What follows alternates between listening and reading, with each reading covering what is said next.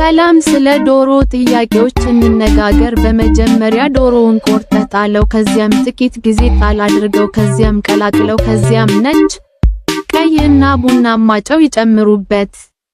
ከዚያም በርበሬውን አራግፉና ከዚያም ሎሚውን ጨምሩበትና ከዚያም ዳቦውን ቆርጠው ቀላቅሉት። ከዚያም ነጭ፣ ሙሉ ነጭ እና ቀይ ቀለም ይጨምሩበትና ከዚያም ዳቦውን በላዩ ላይ ያድርጉት። ከዚያም መረቁንና የተጠበሱትን ክፍሎች ያስቀምጡና ከዚያም በጥልቅ ይጠብሱትና ከዚያም ይበሉት። ከዚያም ማዮኔዝ ይጨምሩበትና ከዚያ ይበሉትና ይደሰቱበት።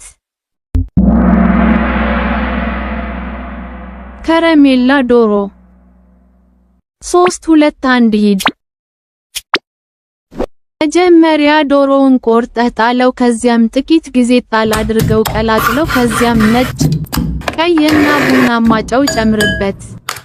ከዚያም በርበሬውን አራግፈው። ከዚያም ሎሚውን ጨምሩበት። ከዚያም ዳቦውን ቆርጠህ ጣለው። ከዚያም ነጭ፣ ሙሉ ነጭ እና ቀይ ጨምሩበት። ከዚያም ዳቦውን በላዩ ላይ ያድርጉት። ከዚያም መረቁንና የተጠበሱትን ክፍሎች ያስቀምጡበት። ከዚያም በደንብ ይቅሉትና ከዚያም ይብሉት። ከዚያም ማዮኔዝ ይጨምሩበትና ከዚያም ይበሉትና ይደሰቱበት።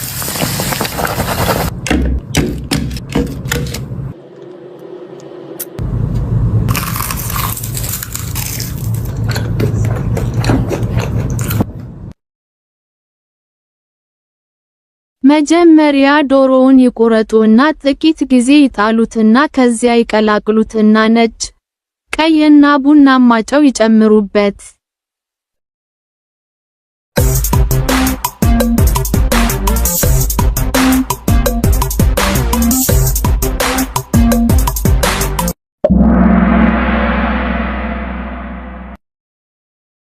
ከዚያም በርበሬውን አራግፉና ከዚያም ሎሚውን ጨምሩበትና ከዚያም ዳቦውን ቆርጠው ቀላቅሉት።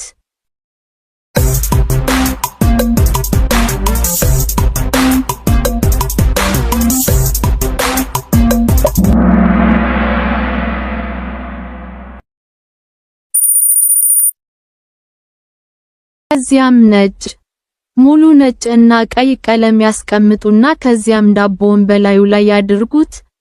ከዚያም መረቁንና የተጠበሱትን ክፍሎች ያስቀምጡ።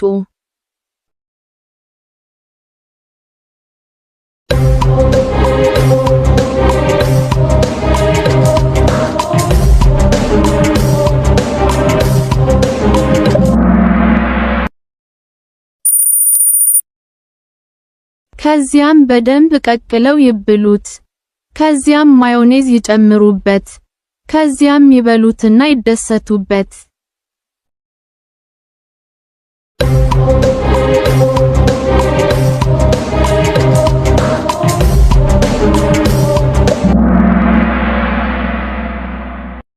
መጀመሪያ ዶሮውን ቆርጠህ ጣለው። ከዚያም ጥቂት ጊዜ ጣል አድርገው። ከዚያም ቀላቅለው። ከዚያም ነጭ፣ ቀይ እና ቡናማ ጨው ይጨምሩበት። ከዚያም በርበሬውን አራግፉና ከዚያም ሎሚውን ጨምሩበትና ከዚያም ዳቦውን ቆርጠህ ጣለው። ከዚያም ነጭ፣ ሙሉ ነጭ እና ቀይ ጨምሩበትና ከዚያም ዳቦውን ጨምሩበትና ከዚያም ድስቱንና የተጠበሱትን ክፍሎች አስቀምጡና ከዚያም በጥልቅ ጠብሰውና ከዚያም ብሉት። ከዚያም ማዮኔዝ ጨምሩበትና ከዚያም ብሉትና ይደሰቱበት። በምናየው ቪዲዮ ውስጥ የካሁት ጥያቄዎችን አግኝተናል። አሁን የካሁቱን መድረክ ላይ የምናስቀምጥበት ጊዜ አሁን ነው። አሁን እኛ ጓደኞች ነን። የካሁቱን የቀጥታ ስርጭት የሚያስተናግደው አስተናጋጅ። በኋላ እንገናኝ።